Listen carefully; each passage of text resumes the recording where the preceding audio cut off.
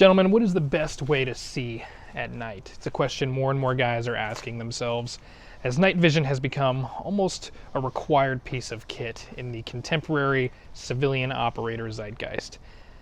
And the question has one answer, which is, well, it kind of depends. There's a lot of different technologies, a lot of different manufacturers, and a lot of different contexts where you need to see at night.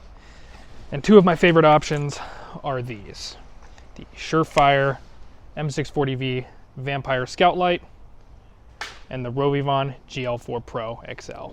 Let's talk about it.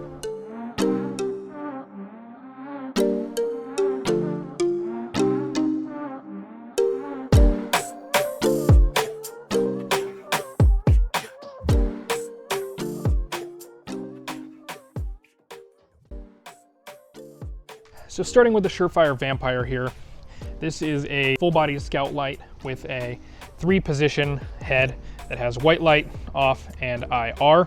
It has 350 lumens of output and 120 milliwatts of 840 nanometer IR. On the other hand, we have this, and this is the RovyVon GL4 PRO XL. This is a 4-in-1 unit white light, IR illuminator, IR laser, and Viz laser. It has 400 lumens of output and 400 milliwatts of 840 nanometer IR illum.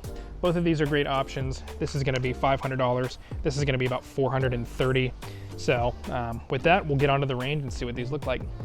All right, and just really quick before we get into the night vision, since these both do have a white light, I'm gonna demonstrate it. So first up is gonna be the RovyVon.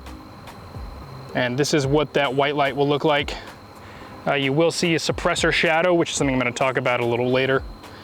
So this berm here is about 25 yards, and the far mountain there, which I don't even know if it's showing up on camera, is about 190. To the naked eye, I can see that the light is getting there, but I wouldn't be able to make something out without some kind of magnification. Here is the Surefire. So the Surefire has a very slightly cooler temperature and higher candela, for sure. So on this guy, I feel like you can definitely see on that far mountain. I would be much more open to identifying a target, even just with the naked eye, with the candela this puts out. And again, this is 350 lumens. All right, let's jump to the night vision.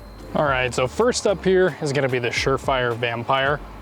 So you can see out at almost 200 yards, the IR pattern is super tight on the Vampire, and you actually get a lot of good illum. Now up close, it might look like it's splashing out, but when you're actually under the night vision, it really doesn't. This is a great option in my opinion, as an alternative to, you know, a D-ball or something of the ilk.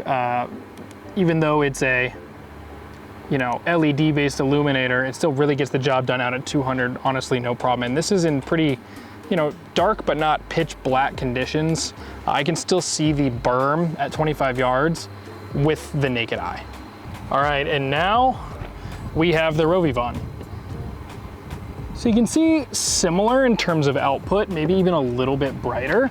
And on that 200 yards, you know, again, you can still definitely make stuff out. It's not as tight of a beam pattern, but given how much light it's putting out, you don't necessarily need it to be.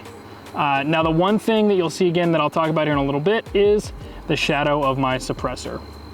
And this is just a major disadvantage of LED-based illuminators in general, but we can solve for it because you notice it didn't happen on the Surefire. And that rifle also has a suppressor on it. So again, the RovyVon GL4 PRO XL and the Surefire Vampire with the Holosun LS221G. Both good options. In my opinion, the Vampire, you're gonna maybe get a little better punch. It'll probably get out a little further. 200 yards, we're talking about probably the max distance for the RovyVon, but this Vampire could probably go even a little bit further. So where does that leave us? Well, nothing has changed. There's still a lot of options out there, and these two are two of my favorites, mostly because of the cost. The RovyVon, like I said earlier, is gonna come in at about $500, and the Surefire Vampire is gonna come in at about $430 to $500. And like I said, you don't necessarily need to have the IR laser. For example, I'm running this Holosun HE515GM, great passive aiming device. And what it means is that while I do have this LS221G, I don't necessarily need it. Now, the other thing I wanted to talk about was that suppressor shadow. So you'll notice that if you look at the front of my gun here, my light comes basically to the end of my suppressor. So I actually have this full-size Vampire, the M640V, mounted on an Arasaka inline mount. And what it does is it keeps the light very close to the body of the suppressor, which is why under night vision you can see actually that the laser is actually pretty much centered in the beam pattern of the illuminator.